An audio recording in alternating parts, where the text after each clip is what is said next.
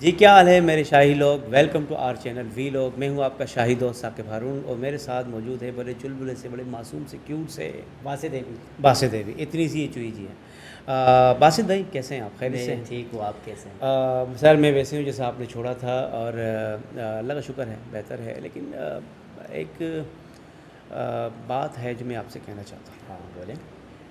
दुनिया वैसी है जैसे मैं देखता हूँ या जैसे आप देखते हैं? दुनिया मेरे लिए वैसी है जैसे मैं देखता हूँ, आपके लिए बड़ी मुख्तलिफ है। मेरे लिए मुख्तलिफ है। मुख्तलिफ है आप।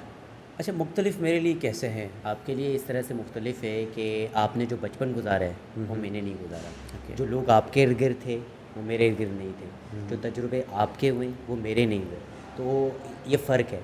इस फ़र्क की वजह से मैं दुनिया को अलग निगाह से देखता हूँ। अगर सही। मैं जैसे कि मेरे पास बहुत पैसा है और आपके पास उतना पैसा नहीं है जितना मेरे पास है, आप मुझसे ज़्यादा हो सकता है, मुझसे कम नहीं हो सकता, कम हो सकता है। तो ओके। वो फिर आपके लिए तो अलग दुनिया होगी, आपके मसले अलग होंगे, आपके इर्द गिर्द लोग अलग होंगे। लेकिन अक्सर मैंने देखा है कि मैं बसात खुद भी, मैं अपनी बात भी करूँगा तो मैं भी अक्सर हर उस नौजवान की तरह दूसरों जैसा बनना चाहता था। For example I used to be, मैं बड़ा कद में बहुत छोटा, तो मैं तो मेरा भी कद बड़ा हो क्योंकि मेरे दोस्त सारे लंबे लंबे थे। और मैं भी गोरा होना चाहता था क्योंकि ये सारे हमारे स्टैंडर्ड्स थे सोसाइटी के टू लुक गुड। तो गुड लुकिंग के चक्करों में ना मैं बड़ा पिसा गया। और फिर एक इंट्रोवर्ट इंसान होने के लिहाज साथ मैं अपनी बात समझा नहीं सकता था। आप हैरान होंगे, आई यूज़ टू बी स्टैमिंग, मतलब मैं स्टैमर था जो हकलाते हैं। ठीक है, तो हर एक इंसान दुनिया को अपने अगेंस्ट देख रहा होता है ना, अपने लेंस से। अगर मैं, मेरा व्यू है तो मी वर्सेस देम नज़र आ रहे होते हैं। तो ये मी वर्सेस देम की थ्योरी जो है Basit, how do you see that? ये जो जैसे आपने अभी एक बात कही कि खूबसूरत की एक डेफिनेशन आपने बताई। जितना इंसान खूबसूरत हो, मैं भी प्यार हूँ, आप भी प्यार हैं, लेकिन उस प्यारे होने में इतना नॉर्मलाइज हो गए ना, इतना अपना चेहरा देखते हो इतना नॉर्मल हो गए कि हमें नहीं लग रहा होता कि हम प्यार हैं। सही। और हमें हमेशा दूसरों की चीज़ पसंद आती है। हम्म। आप देखें जो एम्प्लॉई होते हैं, एम्प्लॉई को हमेशा अपना ऑफिस, अपने कॉलीग्स नहीं पसंद होते हैं। हमारे पास ये मसले हैं यार, ये सही हमारा बात बॉस है। ऐसा है, यहाँ पे हमारा ऑफिस ऐसा है। ठीक है, उनको हमेशा दूसरा ऑफिस, दूसरी कोई कंपनी पसंद आ रही होती है। लेकिन आप किसी भी इदारे में जाएं, वो खुश नहीं होंगे, उनको फिर कोई और इदारा, कोई और लोग पसंद आ रहे सही। होंगे। तो ये हमेशा जंग होती है जिसमें वो सेटिस्फाई नहीं हो पाते जितना उनके पास अच्छा, मौजूद हो। सेटिस्फेक्शन और खुशी, इसका बड़ा गहरा ताल्लुक है हमारी फीलिंग से। हम्म। मैंने एक चीज़ देखी है कि हम भी मैं बताते खुद भी अपने वालिद से मुतनफ़र हो गया क्योंकि बाप देखो जब देखो समझाता रहता था। आज के नौजवान का मसला भी यही है। और ये ना करो वो करो। मैं हमेशा अपने उस दोस्त की सलाह मानता था हम्म। जो मुझे रात को 12 बजे बुला रहा है घर से बाहर। अब्बा कहता है 12 बजे के बाद घर से बाहर ना जाओ। तो मेरा मसला ये कि मुझे कोई सुनने वाला नहीं था। आज भी ऐसे बहुत सारे नौजवान हैं जिनको सुनने वाला कोई नहीं है और दोस्त अहबाब हैं।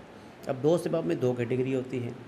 एक होते हैं अच्छे दोस्त, तो सारे अच्छे होते हैं लेकिन प्रोडक्टिव, फ़ायदा पहुंचाने वाले दोस्त और नुकसान पहुंचाने वाले दोस्त। ये दो किस्म के दोस्त ही होते हैं, वो दुश्मन तो नहीं होते।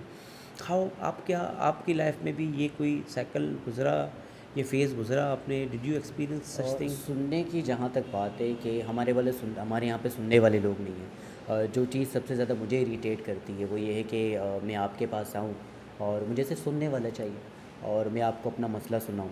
आप मुझे सबसे पहले ये कहें, अरे ये तो कुछ भी नहीं है, ये जो हाँ, मेरे साथ हुआ था वो सुनो। वहाँ पे मतलब आके वहीं ना, पर हम आपकी बात ख़त्म कर लेते हैं, हाँ, अपनी वहाँ बात पे सुनते आके हैं। आपने मुझे ये एहसास दिला दिया कि आई एम नो वन, मेरी वैल्यू, मेरे प्रॉब्लम्स कुछ भी नहीं है, आपके साथ प्रॉब्लम्स हम्म। हैं। आइडियाज़ देना शुरू कर देते हैं। हम कहते हैं तू ऐसा कर दे, वैसा कर दे तो ठीक हो जाएगा। आई एम नॉट देयर, मैं अपने मसलों का हल खुद निकाल सकता हूँ। हम्म। लेकिन वो जो जहन में इतना बड़ा मेरे ऊपर एक बोझ है उन बातों का, मैं वो निकालने के लिए आया हूँ ताकि वो निकले तो मैं प्रोडक्टिव तरीके से सोच सकूँ।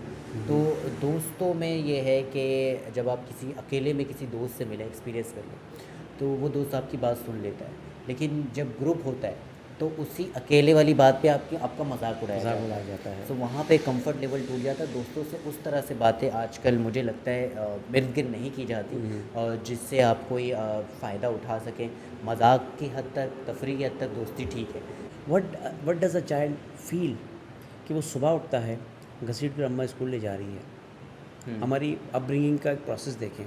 उसके बाद स्कूल में और आधा घंटा रोता है, टीचर डांट डपट करके या प्यार से खामोश कराती है, फिर छुट्टी होती है। छुट्टी से रात 11:30, 12, 1:30, 2 बजे भी होती है। कुछ के वालिदैन लेट आते हैं, उस बच्चा वो कर्ब में रहता है, अम्मा कब आएगी, अब्बा कब आएंगे लेने के लिए। फिर वो घर आता है, जल्दी जल्दी उसको खाना खिला के कहते हैं जल्दी जल्दी मदरसा जाना है। वो टोपी शोपी पहना के मदरसे जाता है। वहाँ फिर अलग एक मामला होता है, ठीक है सबक याद किया, 4 बजे आए, 3 बजे आए, फिर आपने चाय बिस्किट जो भी खाया नहीं खाया, फिर आपने ट्यूशन वाली बाजी के पास जाना है। फिर वहाँ आपने होमवर्क करके इस तरह करते करते एक नौजवान अडल्ट बन जाता है।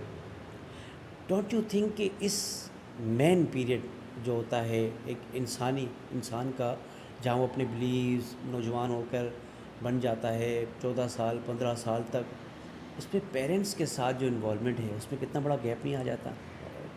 दो चीज़ें हैं इसमें। है ना? सबसे पहले मैंने ऐसे लोग, ऐसे पेरेंट्स माजरत के साथ देखे हैं जो कि अपने बच्चे को स्कूल, मदारिस या इस तरह से इंगेज इसी तरह से रखते हैं, इसलिए रखते हैं कि वो घर से बाहर होगा तो हम सुकून से काम कर पाएंगे, हमें अपना स्पेस मिलेगा। जिसमें अच्छा। बच्चे का स्पेस है वो गुम हो जाता है। मदरसे से निकाल के ट्यूशन में डाल दो, ट्यूशन से हाँ, तो निकाल वो अपने लिए स्कूल में स्पेस डाल दो। निकालते हैं, राइट? और अगर वो थोड़ा भी घर पे रहता है, अगर वो शरारती शरीर सवाल होता करेगा, है, कुछ चीज़ें मांगेगा, तो वो तंग कहते हैं हम करेगा। आपको जो है ना सुबह से रात तक वाले स्कूल में डाल ओके। दें।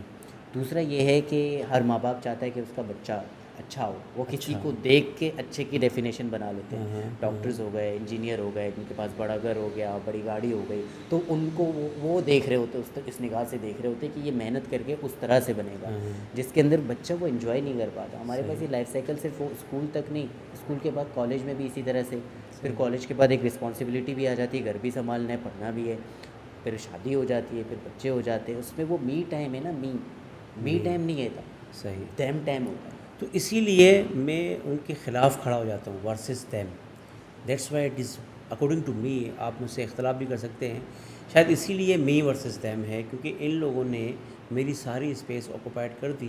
अब मैं उस स्टेज पे आ गया हूँ कि मैं ख़ुद अपना डिसीजन लूँगा। मैंने इनको कोई प्ली नहीं देनी।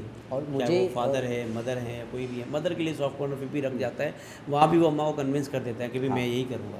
ऐसा ही है। और सेकेंडली मुझे मिसलीड इस तरह से किया जाता है, मुझे से मतलब लोग जो मेरे जैसे लोग हैं उनको मिसलीड जो है ना खुशी की एक डेफिनेशन से मिसलीड किया जाता है। मिसलीड किया जाता है कि मैट्रिक कर लो उसके बाद आसानी है, जी, जी, जी। और इंटर कर लो उसके बाद आसानी है, बस ये कॉलेज के साथ यूनिवर्सिटी के 4 से 6 साल निकाल दो आसानी है, इंटर्नशिप कर लो आसानी है, जॉब कर लो आसानी है। ये खुशी कब मिलेगी? एक मैंने अच्छी बड़ी मूवी देखी पेपर टाउन, जिसमें एक ऐसा ही बच्चा होता है जो कहता है no I am serious about my career and I want to achieve all this thing ना, इसलिए वो खुश नहीं होता। एक्चुअली अच्छी बात है आप ये सारी करियर ओरिएंटेड हो, लेकिन वो खुश नहीं होता अपनी ज़िंदगी के अंदर, हमेशा स्ट्रेस में रहता है। तो वो लड़की उससे पूछती है कि when you will achieve all those thing will you be happy? तो वो ना 2 सेकंड के लिए खामोश हो जाता है और एक ऐसा ना सेटिस्फाइड नहीं होता अपने आंसर से। मुझे क्या लगता है कि मैं जॉब जब करूँगा, आप जॉब करते हैं, ठीक है, मैं जॉब करता हूँ, जॉब करने के बाद खुशी, हमेशा खुशी खुशी है। ये खुशी की डेफिनेशन गलत है। डिफरेंट है। खुशी मैं फर्स्ट पोजीशन आने के बाद कभी खुश नहीं होगा। कितने आप कॉलेज में गए, या फॉर एग्जांपल आपने पाकिस्तान में टॉप कर लिया, पाकिस्तान में टॉप करके आपको खबर मिली, आप खुश होंगे नहीं? होंगे। कितने मिनट तक? अगली खुशी की तलाश तक।